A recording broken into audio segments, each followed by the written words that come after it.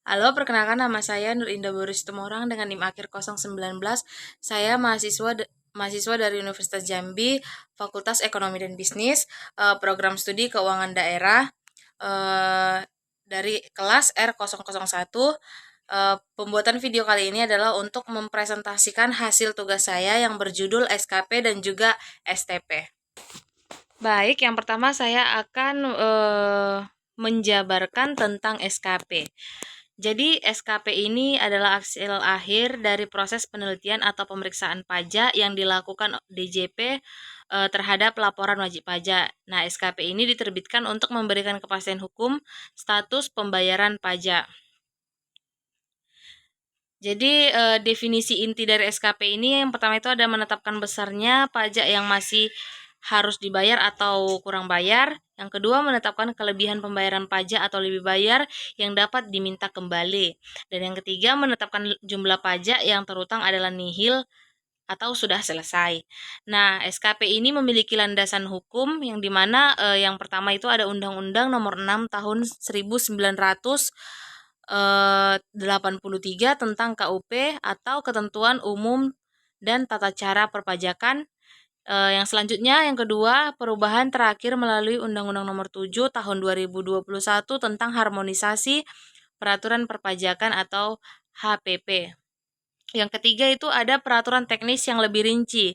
Itu ada pada PMK dan juga peraturan DJP. Selanjutnya ada tujuan strategis dari penerbitan SKP. Yang pertama itu untuk menetapkan pajak yang sebenarnya. Yang kedua untuk menegakkan kepatuhan wajib pajak. Yang ketiga untuk memberikan kepastian hukum dan yang keempat untuk mengkoreksi kesalahan. Nah, 4 jenis utama SKP. Yang pertama itu SKP KB yang dimana surat ketetapan pajak kurang bayar berisi tagihan kekurangan pajak dan sanksi administrasi. Jadi bunganya itu 2% per bulannya. Yang kedua itu ada SKP KBT yang dimana surat ketetapan pajak kurang bayar tambahan ini diterbitkan jika ditemukan data baru setelah SKPKB diterbitkan yang menunjukkan pajak terutang lebih besar. Yang ketiga itu ada SKPLB yang dimana surat ketetapan pajak lebih bayar ini bertujuan untuk mengembalikan kelebihan pembayaran pajak atau yang sering kita dengar dengan restitusi kepada wajib pajak. Yang keempat SKPN. Jadi surat ketetapan pajak nihil ini dibayar atau dikreditkan menyatakan tidak ada kekurangan maupun kelebihan pembayaran pajak. Selanjutnya ada unsur dan proses dari penerbitan SKP. Yang pertama itu ada pemeriksaan pajak. Nah, DJP melakukan pemeriksaan mendalam berdasarkan data dan laporan SPT wajib pajak. Yang kedua ini ada notifikasi hasil. Jika ada perbedaan atau kesalahan, hasil pemeriksaan SPHP disampaikan kepada wajib pajak. Yang ketiga ini ada pembahasan akhir. Nah, proses pembahasan ini untuk mencapai kesepakatan atau finalisasi temuan antara WP dan juga DJP.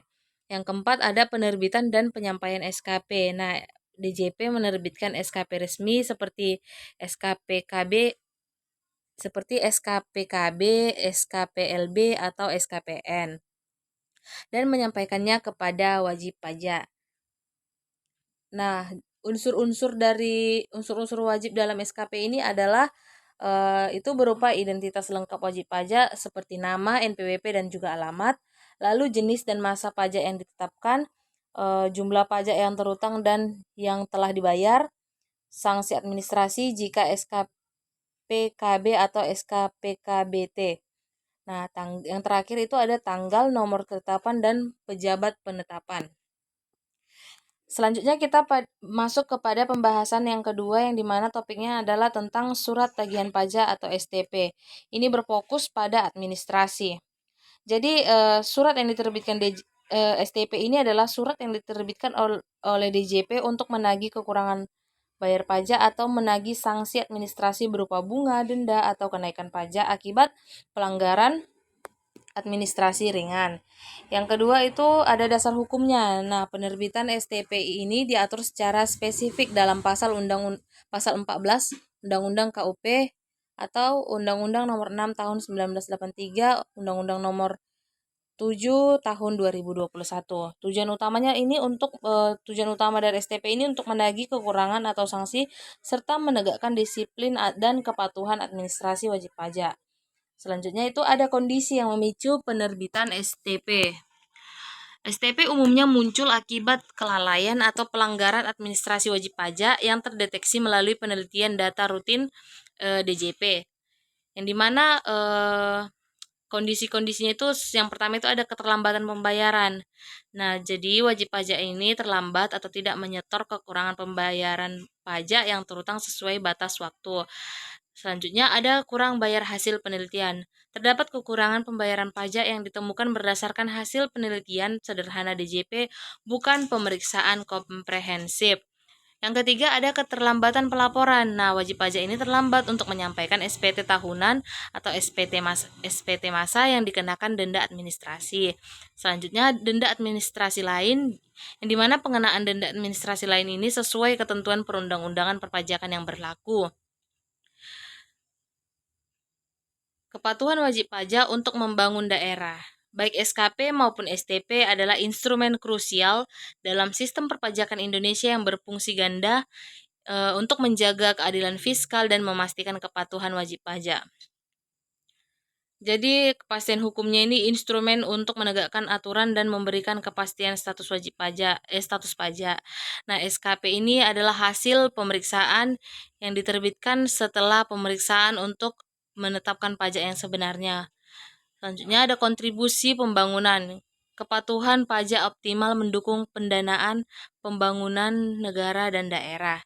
STP ini berkaitan dengan sanksi administrasi yang diterbitkan untuk menagih kekurangan atau denda akibat pelanggaran administrasi. Jadi pentingnya memahami perbedaan keduanya sangat penting bagi wajib pajak untuk menghindari sanksi tersebut. Baiklah, sekian presentasi dari saya. Saya akhiri dengan mengucapkan terima kasih.